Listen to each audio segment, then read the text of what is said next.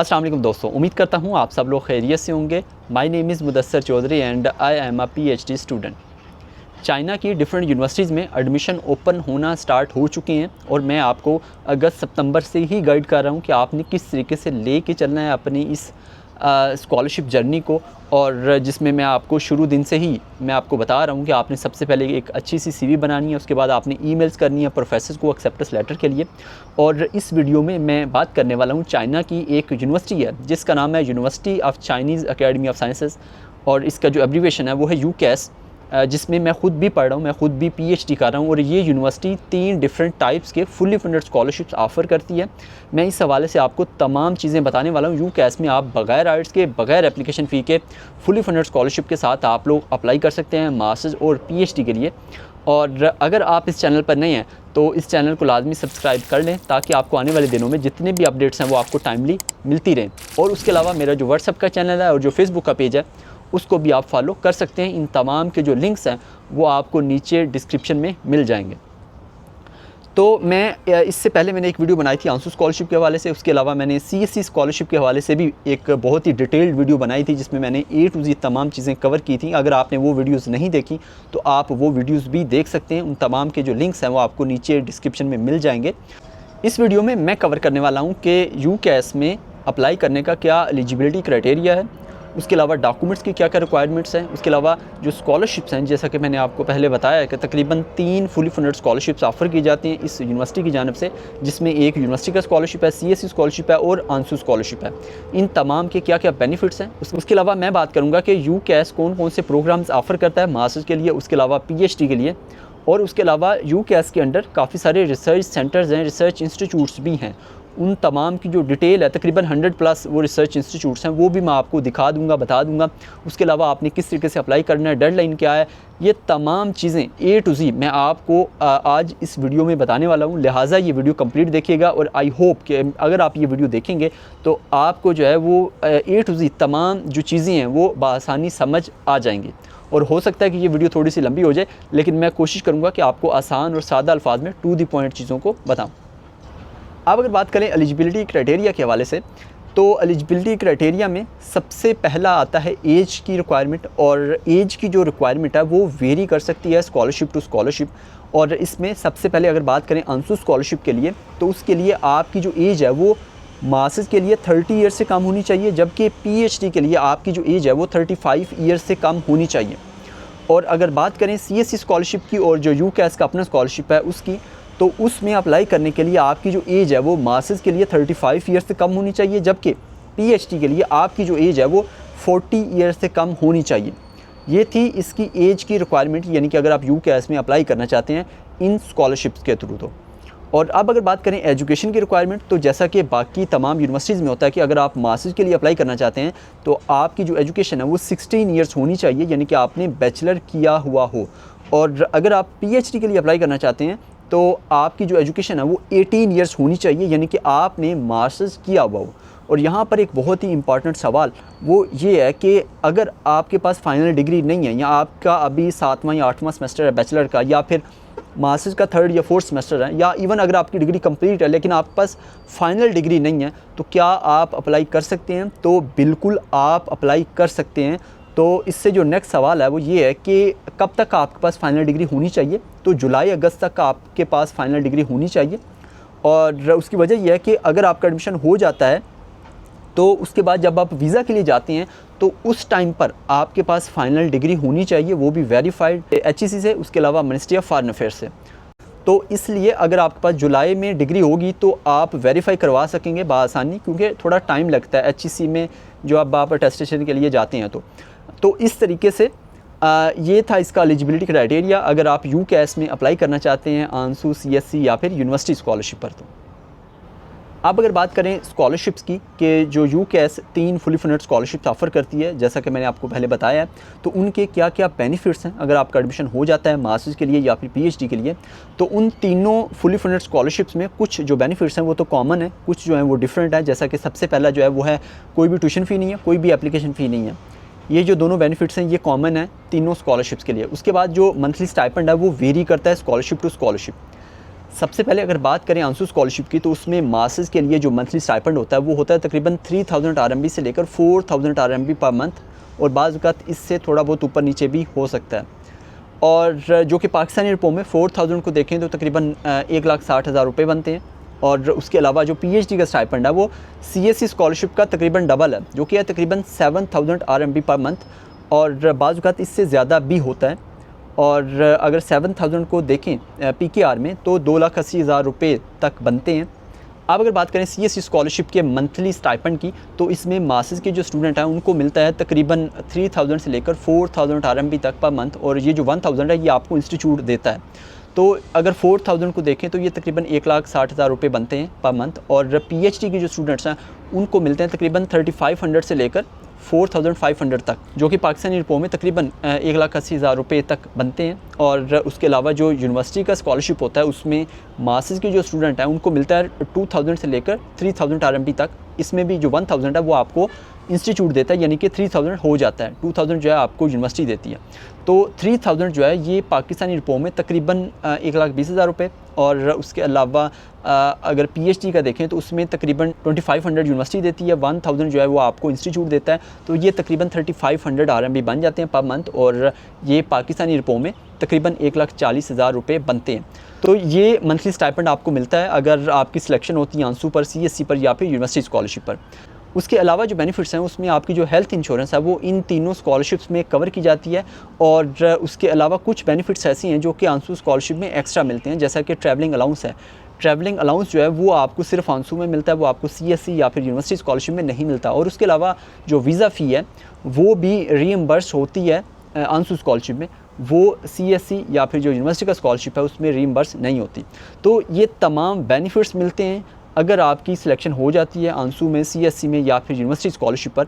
यानी कि कहने का मकसद ये है कि आपके तकरीबन जो बेसिक जितने भी आपके जो अखराजात हैं वो इन स्कॉलरशिप्स में कवर किए जाते हैं। यानी कि आंसू में 1-2 बेनिफिट्स एक्स्ट्रा हैं, बाकी जितने भी बेनिफिट्स हैं वो तमाम स्कॉलरशिप में आपको मिलते हैं।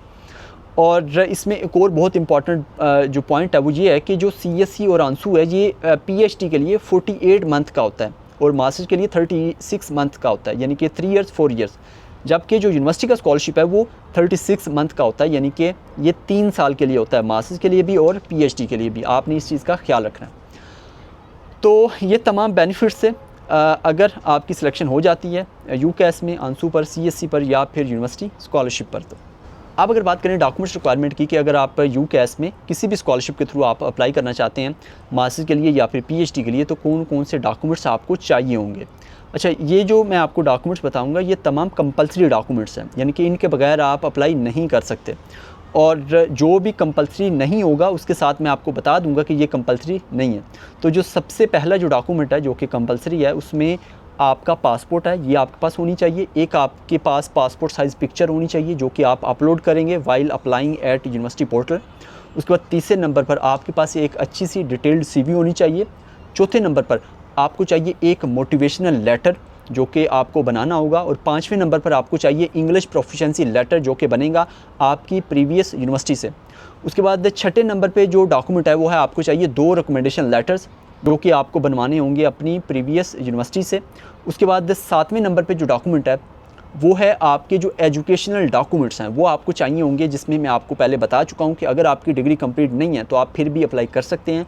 और जो एजुकेशनल डॉक्यूमेंट्स हैं उसमें आपकी डिग्री और ट्रांसक्रिप्ट वैसे आती है, लेकिन अगर आपकी डिग्री कंप्लीट नहीं है तो आपने करना ही है कि अपनी जो भी लेटेस्ट ट्रांसक्रिप्ट है वो आपने अपलोड करनी है। और उसके साथ साथ आपने बनवाना है एक होप सर्टिफिकेट जो कि आपकी यूनिवर्सिटी से, डिपार्टमेंट से बन जाएगा। वो होप सर्टिफिकेट जिसमें लिखा होगा कि आपकी ये जो डिग्री है ये जुलाई या फिर अगस्त तक कंप्लीट हो जाएगी, ये उसमें उस डॉक्यूमेंट में लिखा होगा। ये भी आपको अपलोड करना होगा अगर आपकी डिग्री कंप्लीट नहीं है तो। और ये जो एजुकेशनल डॉक्यूमेंट्स हैं इनको आपने नोटराइज़ करवाना है। इनकी जो कलर्ड जो प्रिंट है वो आपने लेकर वो आपने, और जो नोटराइजेशन होती है वो ओरिजिनल की नहीं होती, आपने इनके कलर्ड प्रिंट लेने हैं। वो प्रिंट लेकर आप किसी भी कचहरी में जाएंगे, वहाँ से आपने इसको नोटराइज़ करवा लेने हैं। और उसके अलावा एक और बहुत ही इंपॉर्टेंट डॉक्यूमेंट वो है आपका एक्सेप्टेंस लेटर। आल्दो कि इनकी वेबसाइट के ऊपर क्लियरली लिखा हुआ है कि आप जो है वो एक्सेप्टेंस लेटर के बगैर अप्लाई कर सकते हैं, लेकिन याद रखिएगा कि एक्सेप्टेंस लेटर के बगैर जो एडमिशन है वो मतलब बहुत कम चांसेस हैं।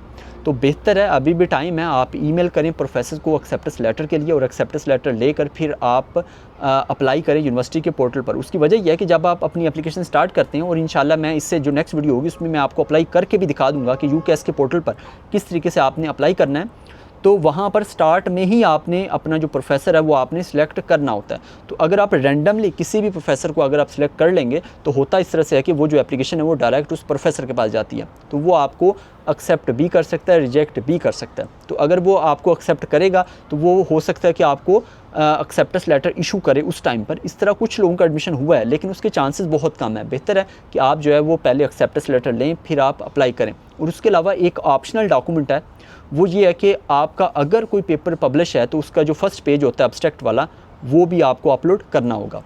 और ये तमाम डॉक्यूमेंट्स हैं जो कि आपको चाहिए होंगे अगर आप यूकेएस में किसी भी फुली फंडेड स्कॉलरशिप के थ्रू अगर आप अप्लाई करना चाहते हैं। और इंशाल्लाह जो नेक्स्ट वीडियो होगी उसमें मैं आपको अप्लाई करके भी दिखाऊंगा कि किस तरीके से आपने जो एप्लीकेशन फॉर्म है वो आपने फिल करना है। अब अगर बात करें प्रोग्राम्स की कि कौन कौन से प्रोग्राम्स ऑफ़र किए जा रहे हैं यूकेएस की जानिब से, तो मैं आपको अभी कंप्यूटर स्क्रीन पर लेके चलूँगा और वहाँ से मैं आपको दिखाऊंगा कि किस तरीके से आप लोग देख सकते हैं कि क्या आपका जो प्रोग्राम है वो ऑफ़र किया जा रहा है या नहीं किया जा रहा।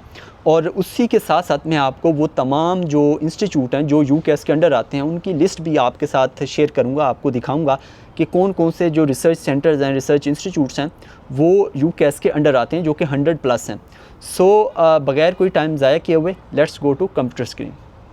जी, तो ये यूकेएस की ऑफिशियल वेबसाइट है, इसका लिंक मैं नीचे डिस्क्रिप्शन में दे दूँगा। और अभी मैं आपको 2 चीज़ें बताने वाला हूँ, दिखाने वाला हूँ। एक तो ये कि मैं आपको इंस्टीट्यूट्स बताऊँगा कि कौन कौन से इंस्टीट्यूट्स आते हैं यूकेएस के अंडर, और सेकंड मैं आपको प्रोग्राम्स बताने वाला हूँ कि किस तरीके से आप देख सकते हैं कि कौन कौन से प्रोग्राम्स ऑफ़र किए जा रहे हैं। यहाँ पर आपने एडमिशन में आना है, उसके बाद इंटरनेशनल स्टूडेंट्स पर क्लिक करना है, और यहाँ पर आकर आप इसको स्क्रॉल डाउन करेंगे तो यहाँ पर देखें लिखा हुआ है कॉलेजेस एंड इंस्टीट्यूट्स, और आपने क्लिक करना है इसके ऊपर। जब मैं क्लिक करता हूँ तो मेरे सामने वो तमाम कॉलेजेस, वो तमाम इंस्टीट्यूट्स आ जाएंगे जो कि यूकेएस के अंडर आते हैं, जिसमें आप लोग अप्लाई कर सकते हैं।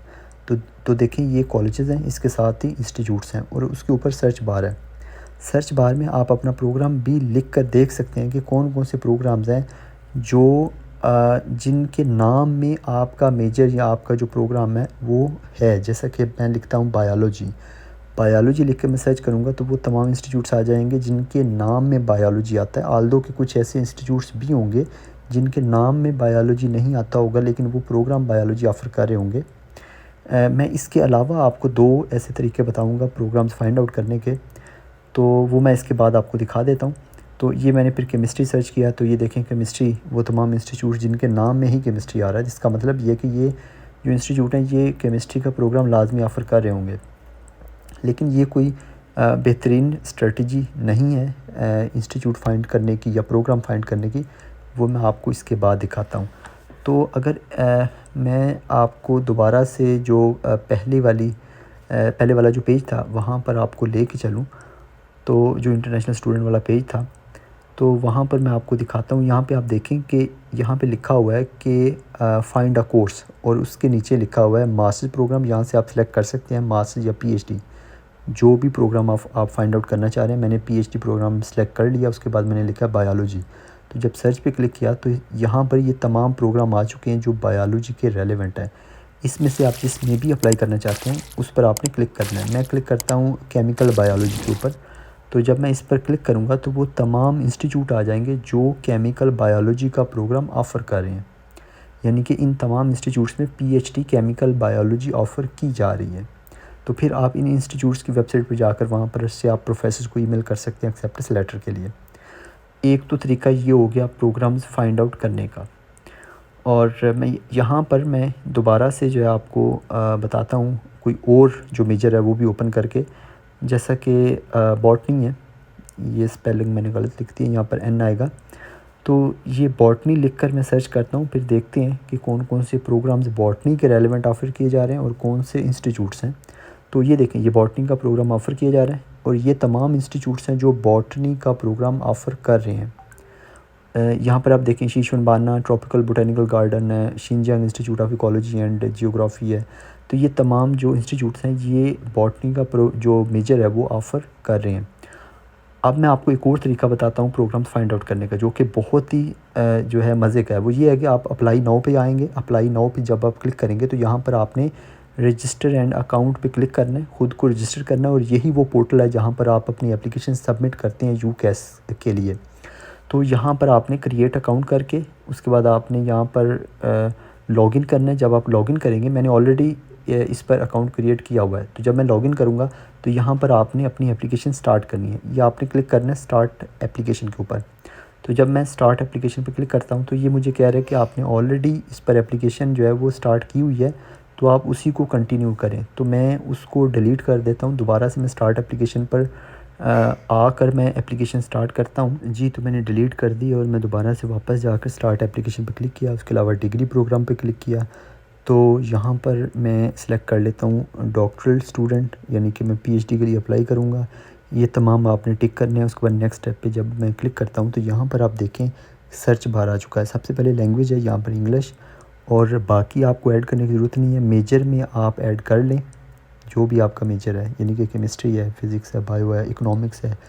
तो जब मैं केमिस्ट्री लिख के इंक्वायर नाउ पे क्लिक करता हूँ तो ये तमाम जो प्रोग्राम, इंस्टीट्यूट नेम, सुपरवाइज़र के नाम और ये तमाम चीज़ें आ चुकी हैं कि आप जो है यहाँ से सुपरवाइज़र की प्रोफ़ाइल जो व्यू पेज के ऊपर क्लिक करेंगे तो उस सुपरवाइज़र की प्रोफ़ाइल आ जाएगी, उनको भी आप ईमेल कर सकते हैं। यानी कि यहाँ से आपको बहुत ही ऑथेंटिक, बहुत ही अहम जो इन्फॉर्मेशन है वो आपको मिल जाएगी कि क्या आपका प्रोग्राम ऑफ़र किया जा रहा है या नहीं किया जा रहा। तो ये बेसिकली 2 तरीके हैं प्रोग्राम फाइंड आउट करने जी, तो ये थे तमाम प्रोग्राम्स, ये हैं तमाम जो इंस्टीट्यूट। इस तरीके से आप प्रोग्राम्स को फाइंड आउट कर सकते हैं और उनमें आप देख सकते हैं कि क्या आपका प्रोग्राम ऑफ़र हो रहा है या नहीं हो रहा।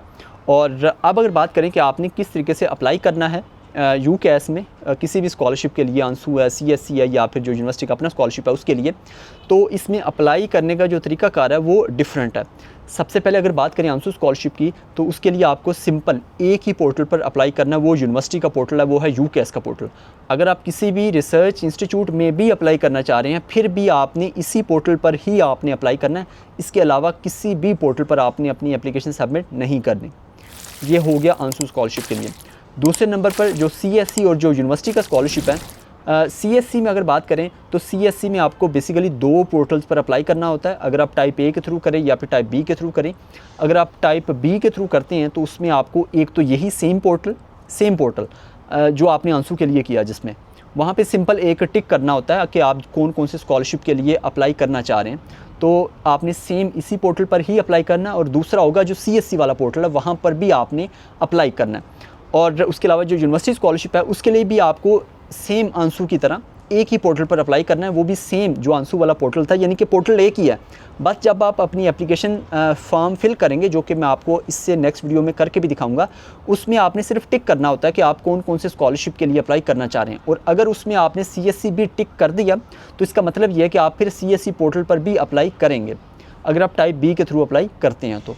और ये था इसका अप्लाई का तरीकाकार। और नेक्स्ट वीडियो जो है इससे वो देखना मत भूलिएगा। अगर बात करें डेडलाइन की, तो वैसे तो जो यूकेएस की डेडलाइन है वो 15 अप्रैल 2026 है, जो कि सिर्फ सेल्फ़ फाइनेंस के लिए, यानी कि जो फ़ीस वगैरह देकर पढ़ना चाहते हैं ये उनके लिए। जो स्टूडेंट स्कॉलरशिप के साथ अप्लाई करना चाह रहे हैं उनकी जो डेडलाइन है, वो भले सीएससी हो या फिर यूनिवर्सिटी का अपना स्कॉलरशिप हो या फिर आंसू हो, वो है 31 जनवरी 2026। इससे पहले आपने अप्लाई करना है अगर आप स्कॉलरशिप के थ्रू अप्लाई करना चाहते हैं। और अगर आप स्कॉलरशिप के थ्रू अप्लाई करते हैं तो इसकी कोई भी एप्लीकेशन फ़ी नहीं है, लेकिन अगर आप सेल्फ़ फाइनेंस के थ्रू करते हैं तो उसकी एप्लीकेशन फ़ी होती है। तो चूँकि मेरी तमाम जो वीडियोज़ हैं और तमाम जो इन्फॉर्मेशन है वो मैंने आपको स्कॉलरशिप के हवाले से दी है, तो इसमें अप्लाई करने की कोई भी एप्लीकेशन फ़ी नहीं है। और ये थी तमाम डिटेल यूकेएस के हवाले से। बहुत अच्छी यूनिवर्सिटी है, बहुत सारे रिसर्च सेंटर्स हैं, रिसर्च इंस्टीट्यूट्स हैं। और अगर आपको एक्सेप्टेंस लेटर मिल चुका है तो फिर इससे नेक्स्ट वीडियो आपके लिए बहुत ही हेल्पफुल होगी। और अगर आपको अभी तक एक्सेप्टेंस लेटर नहीं मिला तो बेहतर है कि आप कोशिश करें कि आपको एक्सेप्टेंस लेटर मिल जाए। वो एक्सेप्टेंस लेटर लेकर फिर आप अप्लाई करें यूकेएस के पोर्टल पर, आंसू, सीएससी या फिर यूनिवर्सिटी का जो अपना स्कॉलरशिप है, उन तमाम स्कॉलरशिप पर या जिस भी स्कॉलरशिप को आप टारगेट करना चाह रहे हैं, जिसमें भी आप अप्लाई करना चाह रहे हैं, उसमें आप लोग अप्लाई करें। आई होप कि इस वीडियो से आपको काफ़ी सारी इन्फॉर्मेशन मिली होगी, काफ़ी सारे जो पॉइंट्स हैं वो आपके क्लियर हुए होंगे। अगर आपको ये वीडियो अच्छी लगी तो अपने दोस्तों के साथ भी लाजमी शेयर कीजिएगा और इस वीडियो के नीचे कमेंट भी लाजमी कीजिएगा। अगर आपका कोई भी सवाल हो तो इस वीडियो के नीचे आप पूछ सकते हैं और मिलते हैं इंशाल्लाह नेक्स्ट वीडियो में। दुआओं में लाजमी याद रखिएगा और चैनल को भी लाजमी सब्सक्राइब कर लें। अल्लाह निगहबान।